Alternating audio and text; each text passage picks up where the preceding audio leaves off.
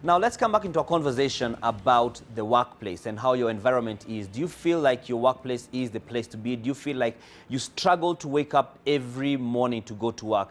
Do you feel like every morning is a Monday, like they say it, saying the blues? Do you feel every day is a blues day? And just not because you've got other issues, but because your workplace is not conducive for you to deliver.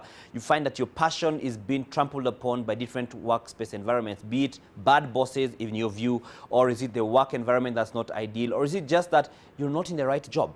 We shall be having a look at this conversation, and now let's cross over to the county of Murang'a, where Martin Mora is standing by to speak to some people who ideally wake up really early and will go to bed very late, and so they've got some long strenuous hours to just give us an idea of what they are. And these are the matatu operators. Martin, over to you.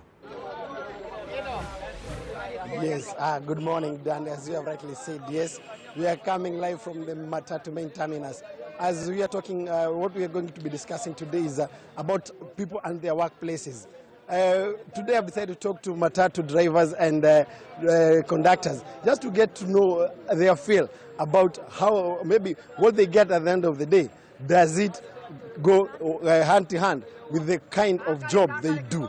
I just want to talk to a driver over here who wakes up very early in the morning, ferry people to Nairobi, come back late, sleep late, then wake up the following day very early and tired, just to get a feel of what goes through their day. And maybe what they get, does it really count? Now, nataka tu nianze na majina, niambie majina yako na kama unamkaga kwenda kazi saa ngapi, unalala saa ngapi, na ile mshahara unapata inaambatana na ile pesa na ile kazi unafanya. Ile pesa napata inakuaga poa. Na majina. Majina yangu mimi naitwa Zakaria Chege kutoka Murang'a. Mimi ni dereva wa matatu kutoka kwa sako ya GMK. Mimi mwanga nasafirisha kutoka Murang'a tu Mogoiri tu NAIROBI. Unamkaga saa ngapi? Namkaga kutoka saa 10 nafunga kitu saa 4. Maybe ile pesa unapatanga by the end of the day ama mwisho wa mwezi, na ile kazi unafanyanga unaona ni kama zinaambatana ama unaumizwa? Hiyo pesa si baya, lakini tunaweza taka kuongeza kidogo, lakini kwa gibaya hiyo. Unapataga pesa kama ngapi in a day, na maybe matumizi yako inatoshelezwa? Tunapata kama 1500 ngiri moja hivyo. Asante sana. Maybe ungetaka kuwa na mshahara permanent ama unataka tu kuendelea kulipwa na kulingana na siku?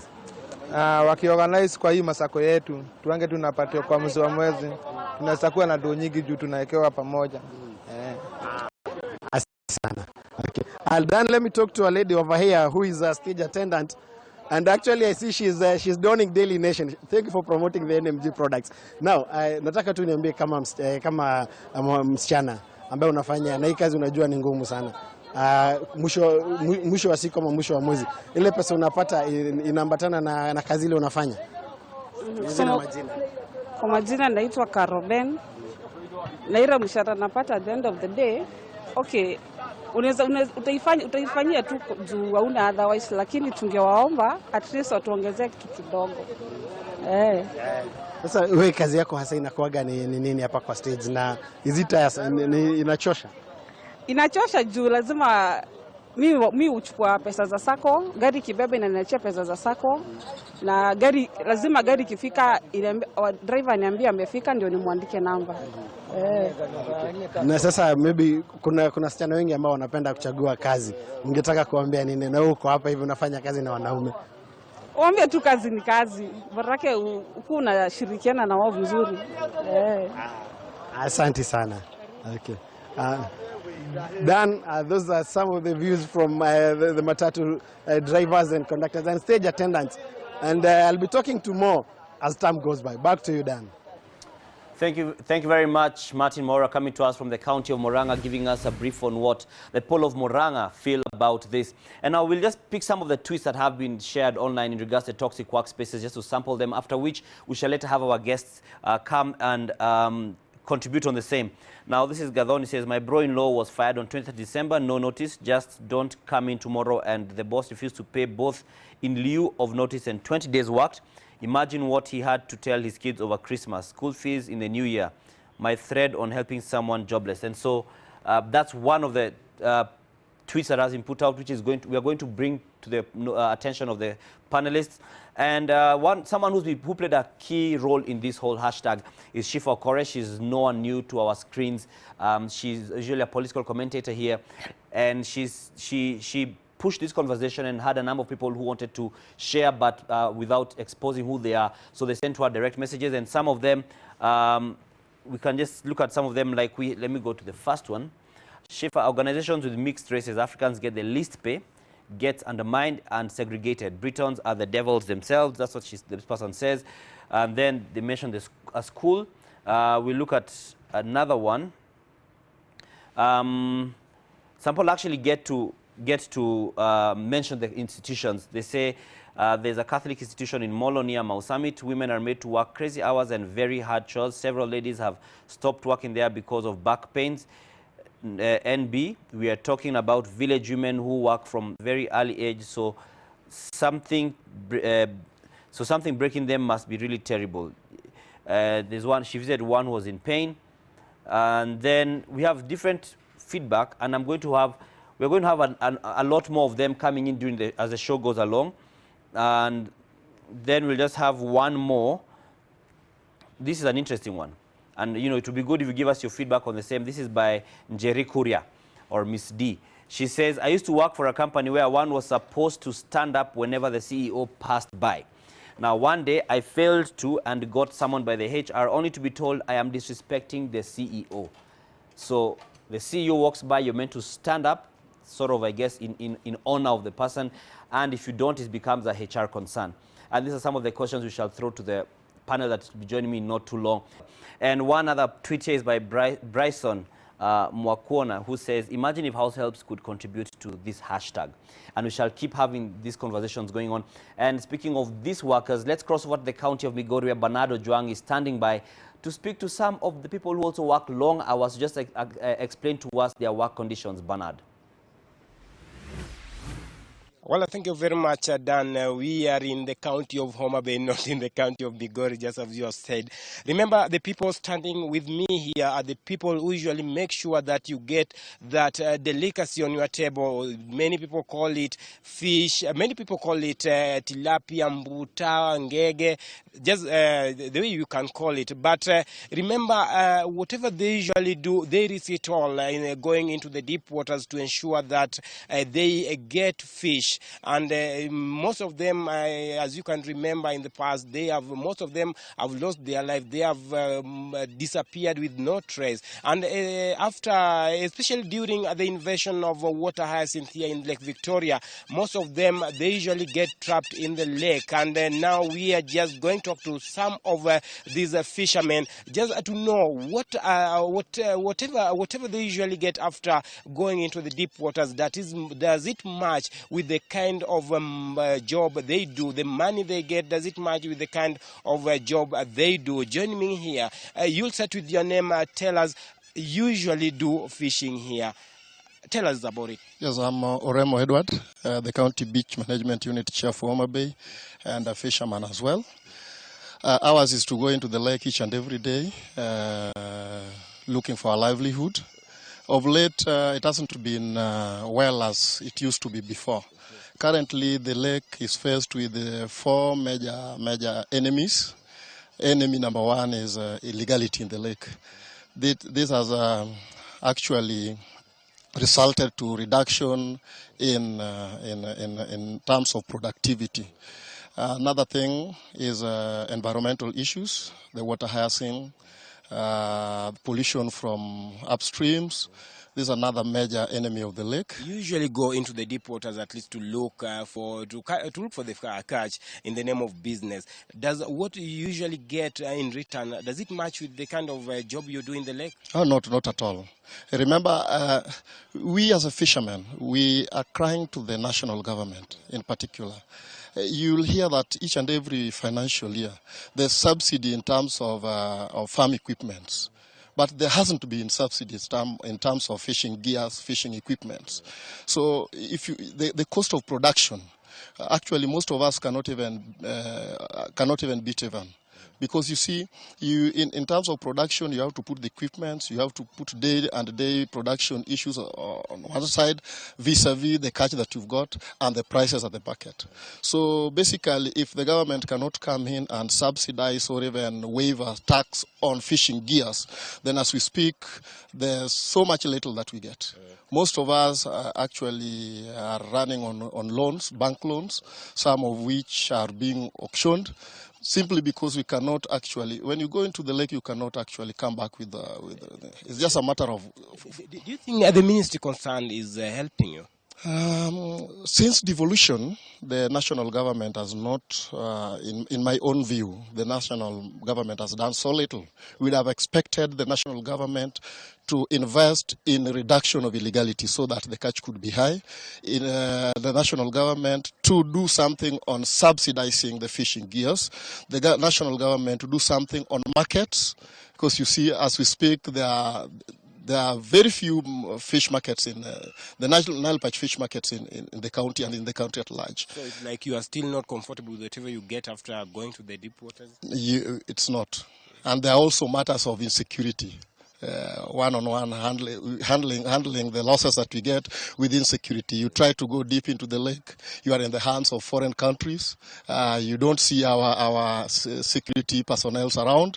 So all in all, we note the work that we're doing is not commensurate with what we are getting. Until such a time that the national government will work together with the county government in ensuring some of our grievances are actually addressed. What are the measures, maybe precautions that you put in place to ensure? Because we've seen in the past many of your colleagues have been losing their lives.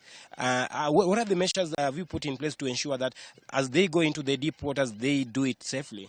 You see, to me, the government, the core mandate of the government to ensure that my security and the security of my things. You'll realize that as we speak, we're trying to make our fishermen go into the lake with the fishing with the life jackets, which of course, because of the cost, most of us are not even able to actually buy for themselves the life jackets. And then another thing is that you'll realize that there are no safety search and rescue centers around, so that when there's an accident, mobilization will take long, and that leads to most of our fishermen actually succumbing to death, and even some, like in the last 2 days, the last 2 weeks, we lost like 2 who were never found up to now.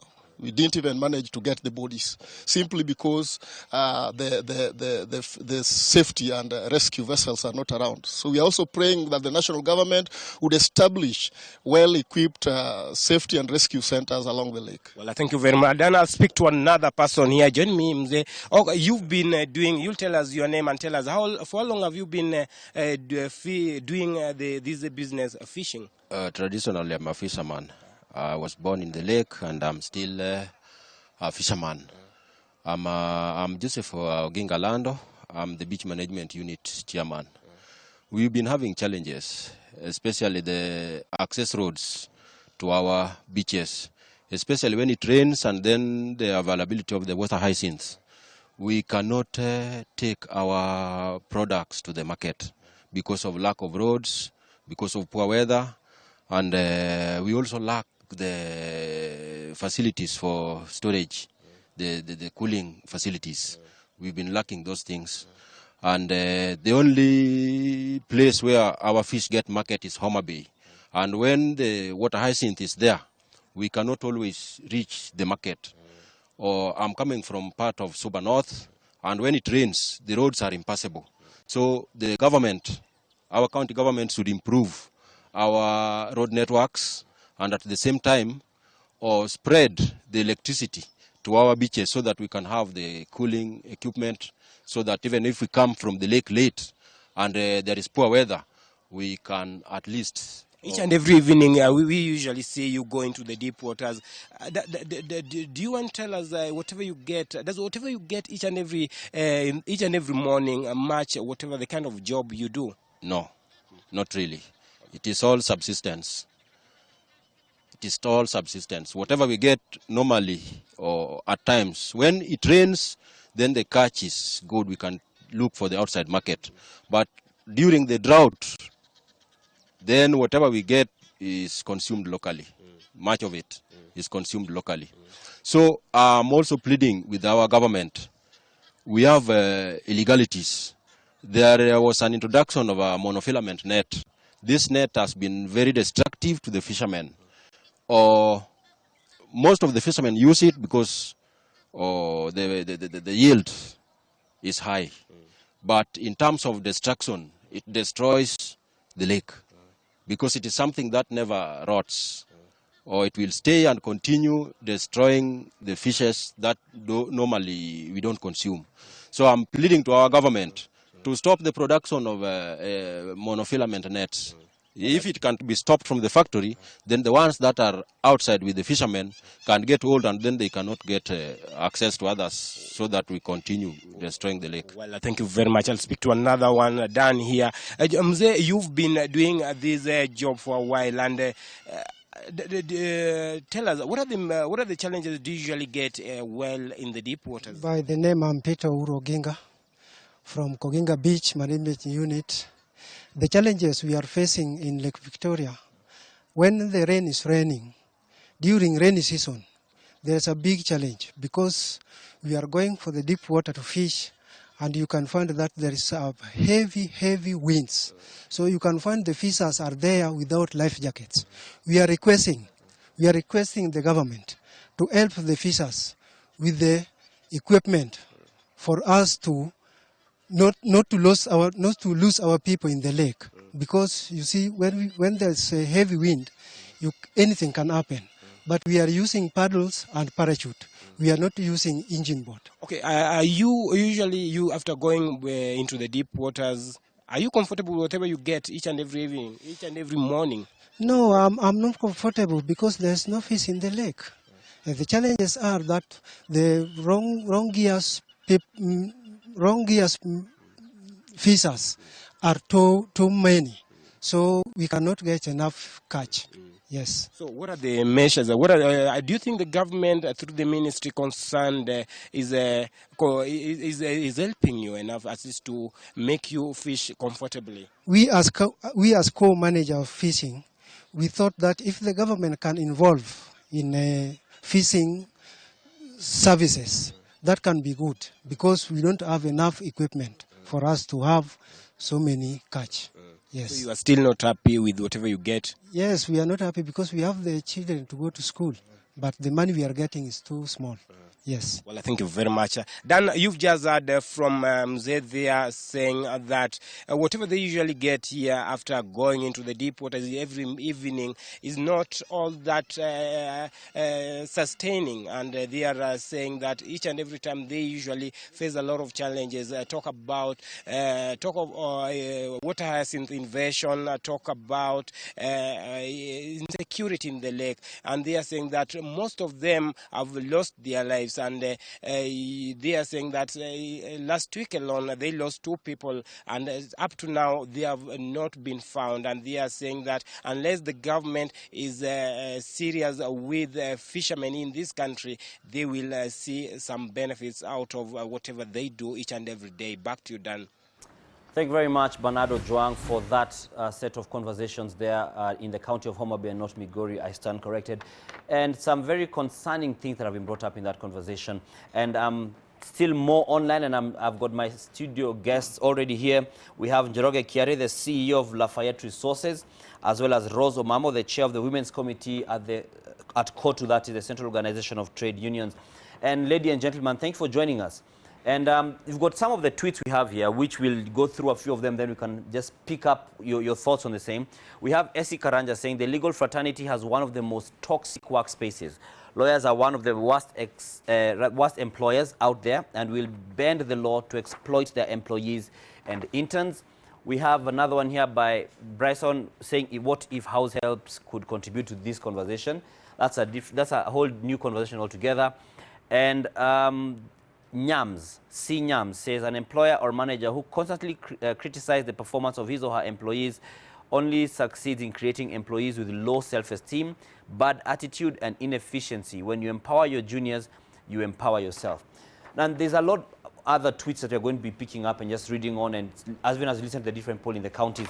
But let's begin with you, Njoroge. What do you feel when you see this kind of feedback, this kind of conversations about people who are deeply frustrated at the workplace? Thank you very much. It's a bit unfortunate when you see an environment at work that is toxic, where employees are quite frustrated. One of the things we always say in HR is that managers who are self-aware make better leaders, because it is the responsibility of the employer, the responsibility of managers to create the work environment that is suitable to enable people to actually deliver the results that they're supposed to. So for them to be able to perform, they must be in an environment that enables them to deliver. So in a nutshell, what you find when this is happening is that the employer is not playing the proper role to ensure that the work environment is suitable for the workers. The managers themselves also have a very critical role to make sure that they create that enabling environment. Listening to many people who have been talking so far, you hear many of them who say they work very long hours. Some feel they are mistreated. And generally, there is a problem that needs to be addressed mostly by the employer, and also in some instances the law needs to step in. Okay, I want to bring in Rose. What's your feeling, first of all, when you see people expressing this kind of frustration at the workplace? Yeah, it is unfortunate because when you see people expressing what they are feeling at the workplaces, you just fail to understand what is happening, because under normal circumstance, you would expect the employer to be human enough to handle issues of workers with a lot of care, to make sure that they provide safe working places whereby the workers can be comfortable when they are working. You see, like, people talking of working for many hours, long hours, probably waking up very early in the morning, like what the matatu sector is experiencing. You find that their rights are not protected even while they are commuting to the workplaces, and that brings a problem so much in the working fraternity. So it would be good if the employers would be making sure that they put in policies in place that would provide safe working environment for all the workers at the workplace. Okay, and we've had people saying that it's been said before, people don't leave jobs, yes, they leave bad bosses. Yes. What's your comment on that? Okay. And as I said when we started this, managers who are self-aware make better leaders. One of the challenges that many people in the workplace, especially as they grow in the ranks to be in positions of management and leadership, is that they may not be aware that their behavior is impacting negatively on their workers. And so they will probably have a style of management that is negative and is hurting their employees. And so it is very correct when you say that people don't leave employers, they actually leave managers, because it is the responsibility of managers to create the work environment. And let me just ask you, what do you mean when you say managers who are self-aware? What does that mean, so that we can also just understand fully? Okay. Now, being self-aware, first of all, it means that I understand myself, I understand my strengths, I understand what I am good at in terms of my style of leadership, the way I communicate to my workers, the way I communicate what is expected of the employees. And I also understand that I have certain weaknesses. So for example, if you have a manager who is generally very dominant in style, what will happen is that they will have a style of communication that is very dominant and very, very demanding. And they may not realize that when they come in forcefully like that, then it has a negative impact in terms of intimidating the employees. And so because they are not aware of what that is doing to the workers will then put their tail behind their legs, and all the time they'll be running. When they see the manager coming in a certain direction, they take off. But when I'm self-aware, I know that despite my style of leadership being, say, dominant in style, I will use that as part of my energy to get things done. And so I will not use that to intimidate, but rather to guide my workers to get the right results that I'm looking for. Okay. Yes. Rose, we've seen cases where we've had different workers being mistreated in different ways. It could be because of favorism, that Rose is our boss, but likes likes Njoroge but doesn't like Dan. So you find that there'll be a lot of favorism on that person's part. For someone who's in that situation, what would be the recourse for them? Yeah, you are right. People go through different things in workplaces, and you find that there is sometimes when there is favorism, as you have said, whereby probably the boss prefers a certain person than the other. And you find that this one really frustrates these workers. For example, let me share with you the issue of probably gender-based violence at the workplace, whereby you find that probably a specific group of persons are discriminated against other things. You find that it becomes very difficult for this particular worker to even cope with the situation at the workplace, because probably she or he is going through physical harm.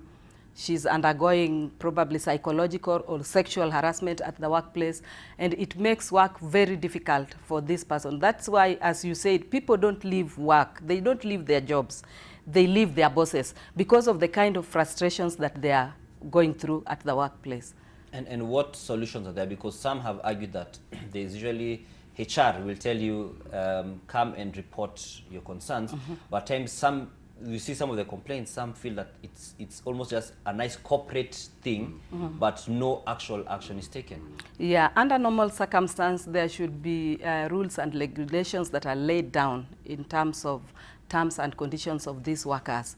And for us in trade unions, in the industries that we have probably a recognition agreement and collective bargaining agreements with, we have the shop floor representatives, which are in place to make sure that they get the first-hand information of what these workers are going through, whereby they can either resolve at the company level, or if it escalates into a dispute, can go to the district level or to the national level.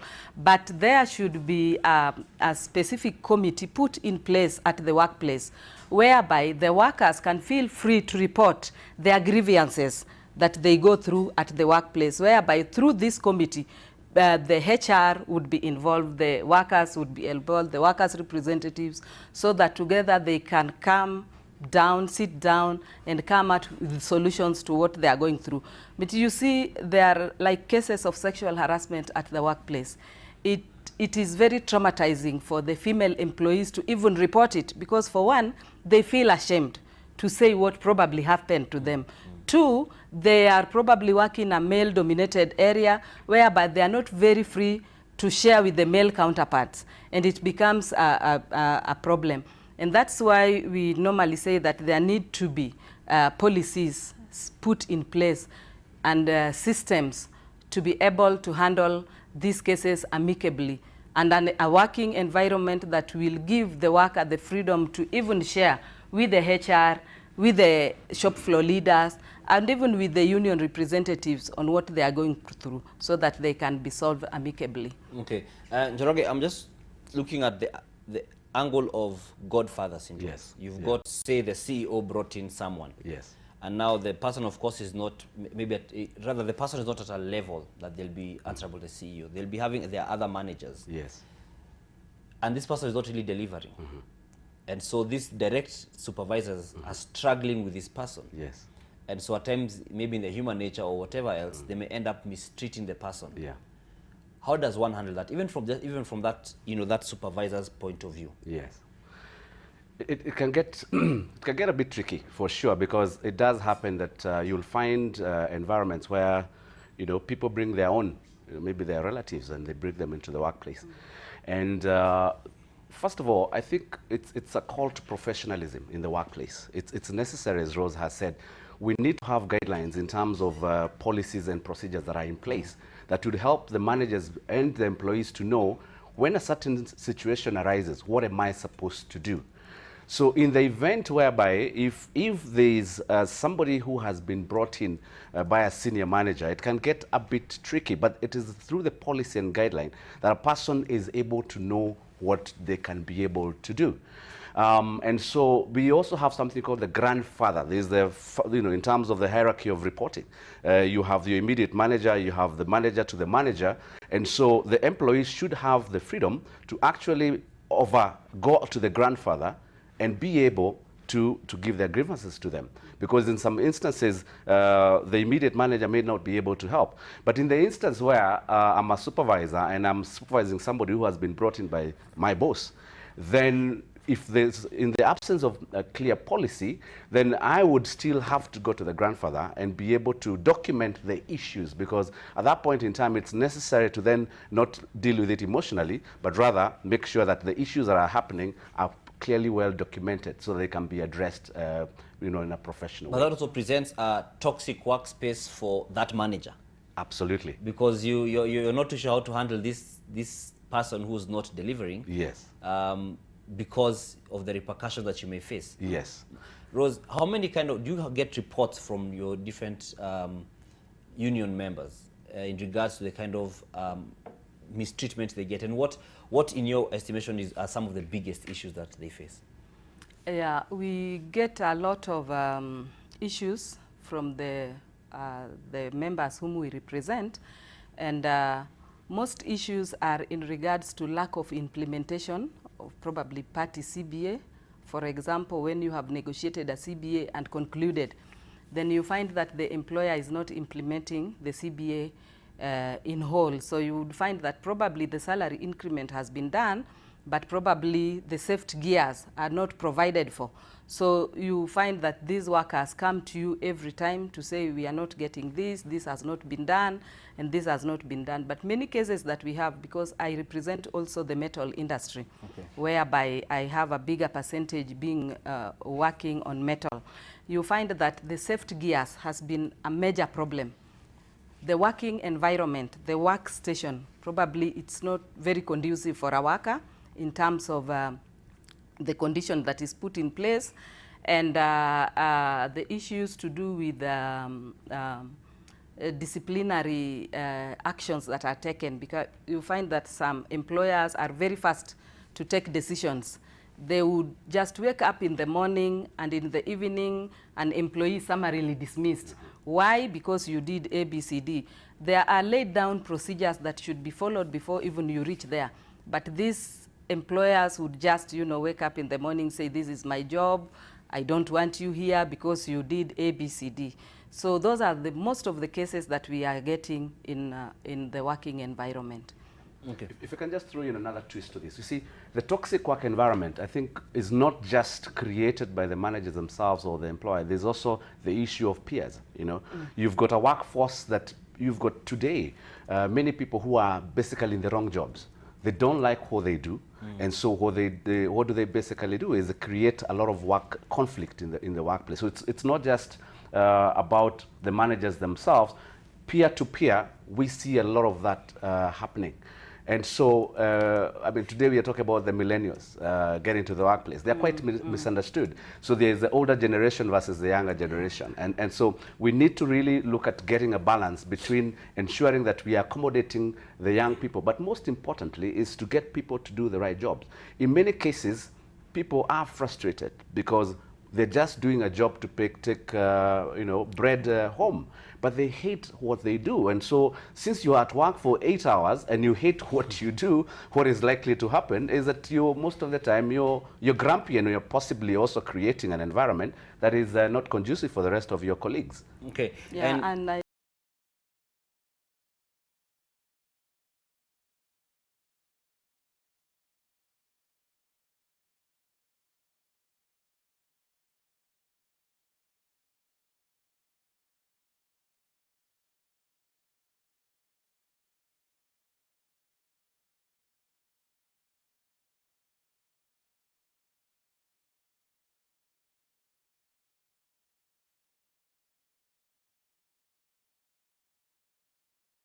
whether you are a professional or not, you come into a company, you are given this job, and so you have to do it. So you find that as he has said, it becomes very difficult because what you are doing is not really what you want. Absolutely. It's not really what you love. Yes. The kind of work that you are given and the conditions you are given, you are not comfortable with. So you are just doing it for the sake of, getting something at the end of the day, but you are not comfortable with what you are doing, and you are not satisfied.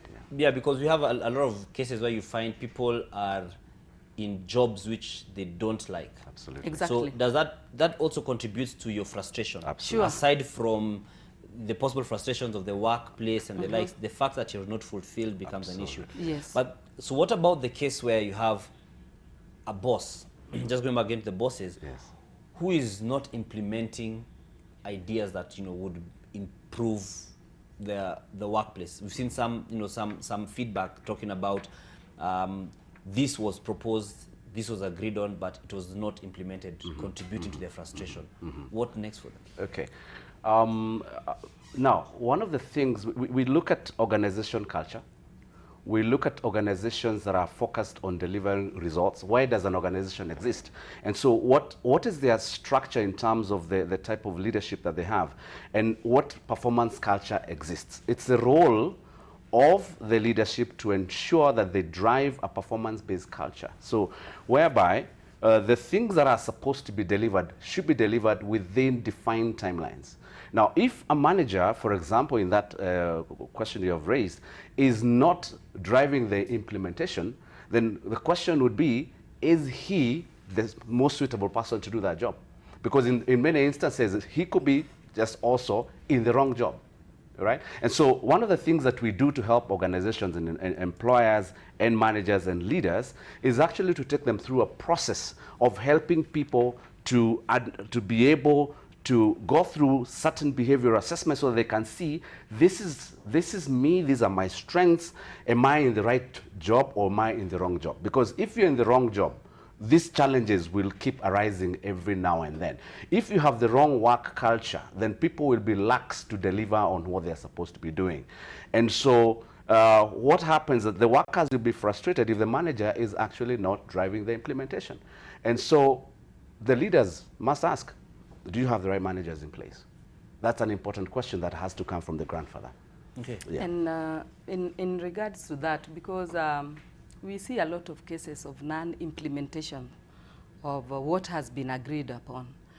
And there are times when we even see the human resources managers who would sit in a negotiation table, conclude a negotiation, and sign even an agreement. But after doing that, the implementation part becomes a problem. When you get deep into where is the problem, they would tell you the director or the CEO has refused. Why? Because probably the CEO was not aware of what was negotiated and agreed upon. So that is what he's saying, that probably you are a manager, but you are not in the right profession, or probably if in the right professions, your hands are tied. You are not given the freedom to implement what you negotiated. And we've had several cases like that. When you find that we have, for example, in the trade unions negotiated a CBA with a company. Okay. The CBA is signed. Then the company declines to implement the CBA. It sometimes even forces us to again go to labor and employment courts for the same non-implementation of what you personally have appended your signature on. So I believe that even the directors, the CEO, some of them need to also go through another training again to just be able to understand what this document means and how they should implement it. Okay, I'm told we have a caller on the line. We have Hillary calling us from Pipeline. Hillary, hello, and thank you for speaking to us on NTV today. What is your comment or concern in regards to the toxic workspaces? Okay, NTV, I wanted to share this word with NTV or the public. Yes. I've been working with Security Lavington. Yes. Lavington Security Limited. Am I online? We are listening to you, yes. Yes. So on 20th, I was given 4 days to go for my off. After off, okay, while I was at my off, I traveled to the village. Yes. Upon coming on 24th, I reported on duty, but 18 minutes later, unfortunately, I had my young sibling with my luggages. Then my supervisor called me. He asked me, "Are you on duty?" I told him I am there. I have my belongings because I traveled. It was unfortunate.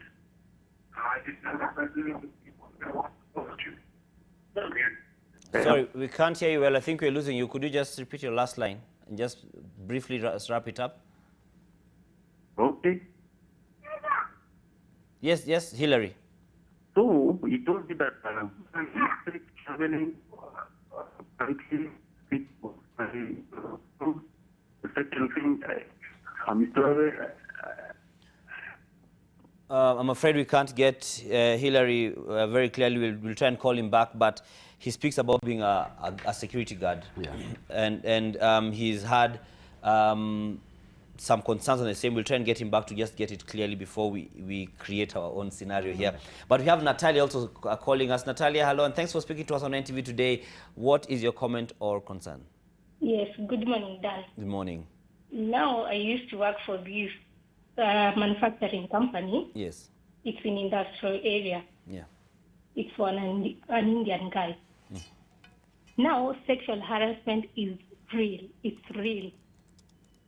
I only believed, I used to hear it in newspapers, media, social media, but it's real. And once I was employed there, on my first interview, this guy asked me to go out with him for a date. He asked me to buy for me an alcohol. So I thought he was just testing me. But when I got to that job, he started harassing me. So he employed me as an accountant. So I did for him his job. I was working for him. I did his work for the whole year that he was spending. I did for him. But during that moment, he used to harass me because he has a building that has 4 floors. Now I was working with his wife in the same building, in that floor, 3rd floor. Now when the wife is not there, he comes to harass me. And apart from that, he harasses ladies for sex, so that they can protect their jobs. Okay. So once he's done with that, he fires them. Okay. Yes. Okay, thank you very much for speaking to us, Natalia, and sorry for the experience. You've had the situation, which is not, unfortunately, it's not unique to this case. We've had it a number of times before. When it comes to bosses or employers or managers or people who've got the influence, taking advantage, especially of women. And I know this is something that comes directly on your desk. I'll begin with you. What next? Because some of these ladies, you'll hear them say, they may not say it as open, but they say they don't know where else to go. That's their source of income at the time. And so some of them may not have the personality or the strength to fight it off. So they may just play along because they're like, I've got other obligations to take care of. What's your comment? It's unfortunate what she has shared, and it is real and it is happening.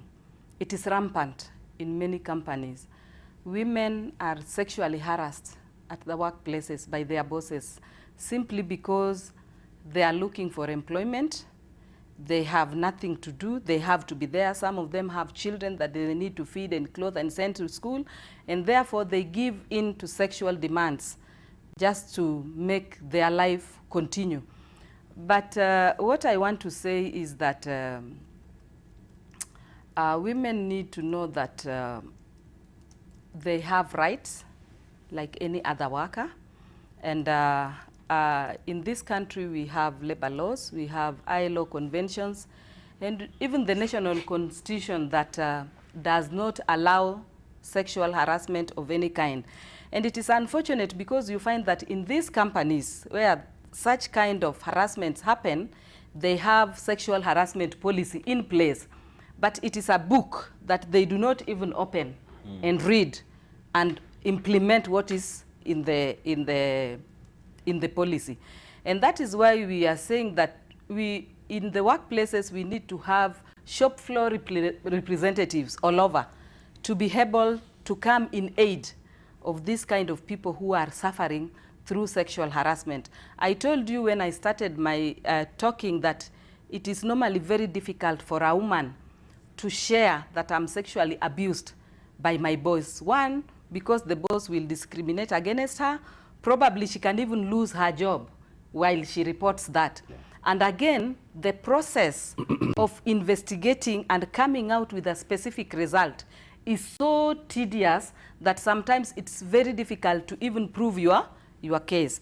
And that is why we are there as women committees to make sure that we talk to such women, we give them the right advice and direct them to the right places where their issues can be addressed amicably.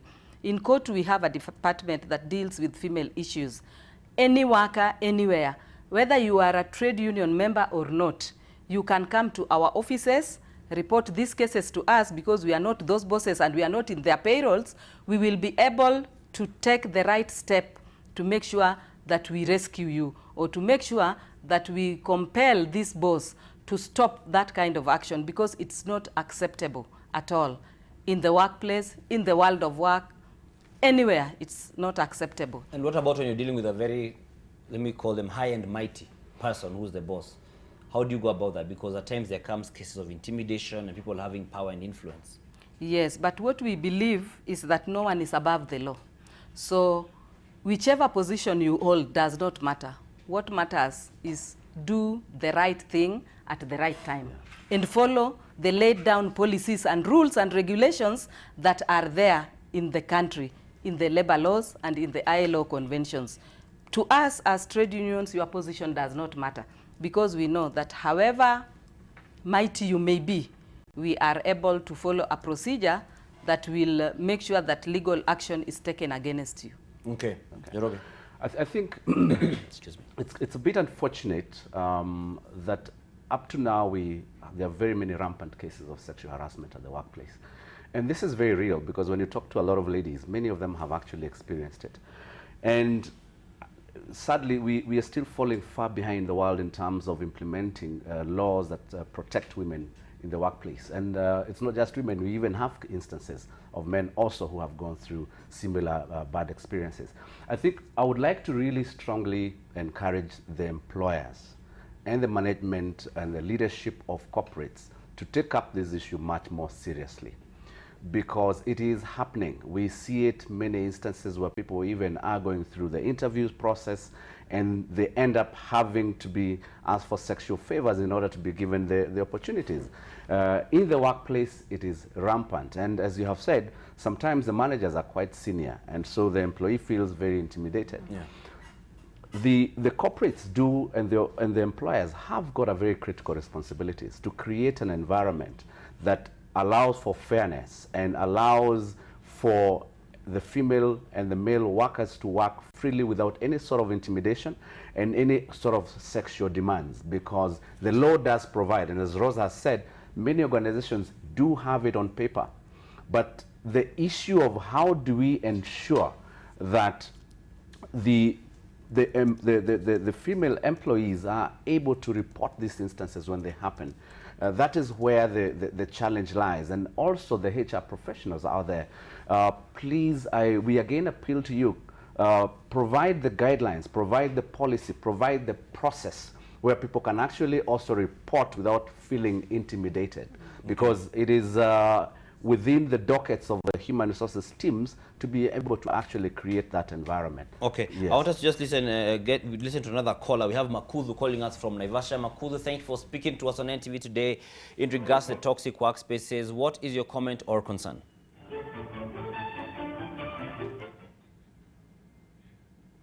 Hello, Makudhu. All right, we'll get to Makudhu in a bit. I think Makudhu put us on hold. But we have Stephen from Westlands. Hi, good morning. Good morning, how are you? I'm very fine. Yes, thanks for speaking to us on NTV today. What is your concern or comment on this? Okay, thanks. Nice program. Now, there's this issue I had in 2016. I was employed in an IT company just based here in Westlands. And I was still under probation. Now, I hadn't the medical card, I hadn't all those benefits that comes with full employment. Now, it reached a time that I was sent for a project in Garissa. That's time when it was still, very porous. Yes. In terms of terrorism and all that. So I requested them if they could give me a temporary, medical card for that period of time that I'm going to work there as a project. Then when I come back, they can revoke it. Until now, when I'm through with my probation, they can now give me the full medical benefits. Based on that, requests. They said we have to have a meeting. Believe you me, after the meeting, it was on a Friday, I remember, I was just called on my way home, and then I was told that I return everything that I have for the company, and it was nice working with you. That was the, basically I was fired that way. Okay. Yeah. Sorry. Okay. Thank you very much for speaking to Stephen from Westlands. That's in Nairobi, who, like you've had, his concern. And we also, before we comment on Stephen's level, we have Maura from Rongai. Maura, thanks for calling us on NTV today. What is your comment on this conversation? Good morning. Good morning. Yes, my comment today, or my contribution, yes, is I'm working for a big manufacturing company, and I work for long hours, very long hours actually, especially during the night shift.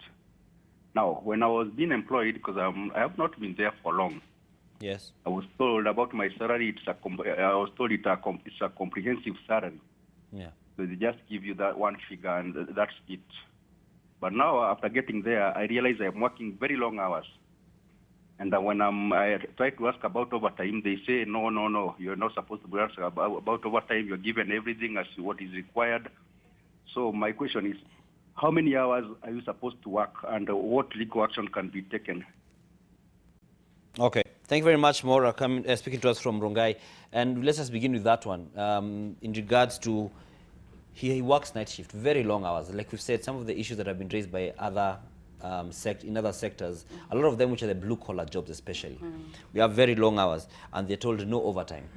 Is there any legal stipulation of how long one should work? And if not, how can that be accommodated to ensure that companies do not exploit employees? Yeah, thank you for that. There are provisions in the labor laws, provisions for working hours. And under normal circumstance, apart from the security sector, the normal working hours should be 44 hours in a week, spread in 5 days. And it is very clear that any extra hour worked, like a working day is 8 hours in a day. So any extra hour worked should be treated as overtime. And it is very clear that Monday to Saturday is 1.5 times your daily rates, and Sundays and public holidays are 2 times your daily rate. So that is something that is very clear in this has been put in which law? Labor laws. Okay. Yes, it's in labor laws. And for the companies that have recognition agreements with the trade unions, we normally have a collective bargaining agreement which has set the working hours depending on the company, and on it's 5 days or 6 days in a week, 40 or 44 hours spread in 5 or 6 days in a week. And that is very clear. So for those who have trade unions or who are members of trade unions, that would never happen because the CBA is very clear and it has provided for.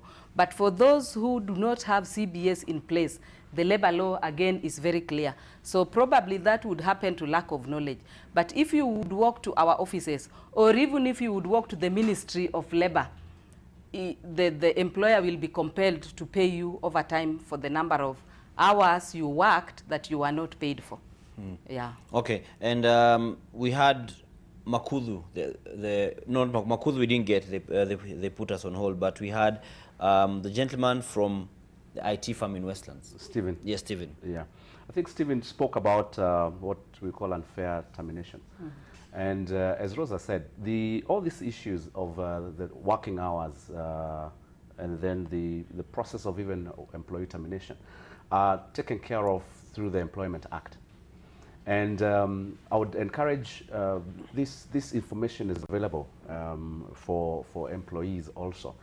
And the employer obviously is required to comply by the Employment Act in terms of if you're terminating an employee, then there's a due process that is defined clearly in the Employment Act. If it's issues of working hours, the law is very clear how many hours per week, where overtime kicks in. Obviously also looks at the industries. Hospitality industry may not be the same as manufacturing, so the working hours may not necessarily be the same, but that's very well taken care of within the Employment Act and the law. So it should be more of the employers being aware and also the employer is doing the right thing. Okay, Yeah. and what's the balance for, you have companies that may not be as financially strong as others to provide what would be an ideal work environment. So how do they handle that kind of a predicament? Where you're meant to provide ABCD to ensure that your employees are in a comfortable place, but you don't have the resource to do that. Yes. Obviously, to be fair, especially when you look at the last 1, 2, 3 years, we know the business environment has been very challenging for very many employers. And so what has happened is that if you observe, you may have seen that a lot of people have been laid off simply because the employers' resources have depleted, the business has narrowed down, and so they're really trying to optimize on the workforce that they have. That does not negate the need to have the right environment for the employees to work. It also, however, does kick in a need for us to all pull in together in the same direction as a team to know how do we then make sure that we are performing optimally with the resources that we have in place. Because we also have to understand, I need a job. And so do I then always say at 5 p.m. sharp, I'm out of the office? How do you expect to grow and also support the growth of this company? So there's a bit of give and take. There has to be fairness on both the employer and the employee. I need to also give more to my employer, because that way we grow together, and if we grow together as a company, we all benefit across. So when we say the working hours, we're not saying that it's strictly 8 to 5, you are out, then it means that you are also going to struggle growing in your career because you're not giving anything extra. All right. So I think it's really trying to strike a balance. If I'm required to leave office at 5 and then every day I'm leaving at 9, there's a problem there that needs to be addressed. But if I have to put in an extra 1, 2 hours so that things get done, that's part of my contribution to my employer, because these days employers are looking at employees as partners. Not just as an employee. What value are you bringing on board to this organization, so that together we can be able to grow towards our vision? So, so that balance is important. Okay, we'll have the conversation going on. You wanted to say something? Yeah, I'm saying very briefly, they can take a break. What he said is very true. Nowadays, we don't say that this is an employer, this is an employee. These are partners working together towards the growth of this industry. So we just need to strike a balance. See what is it that is best for us that we can do so that this company can grow. Because when the company grows, it grows with the employees. They grow together. So it's just a matter of striking a balance. Okay. Okay, we'll be back with the conversation after this break, but be sure to keep your feedback coming in on our social media handles, and we shall see how many of those we can sample in the course of the broadcast, just to get a sense of what exactly you feel about the toxic workspaces and the different issues regarding your employment. We'll be back after this short break.